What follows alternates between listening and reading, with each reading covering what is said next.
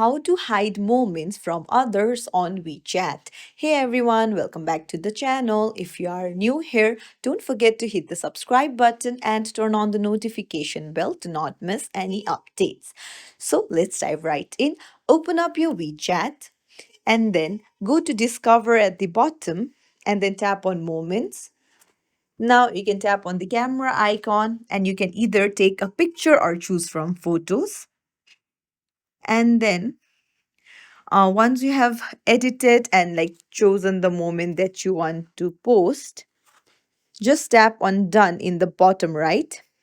And then you'll be able to see visible to option. Tap on it and then you can set it to private and hit done. So this means that this moment will only be visible to you and hidden to others. So if you found this tutorial helpful, don't forget to like the video and subscribe to our channel for more tips and tricks. Thank you for watching.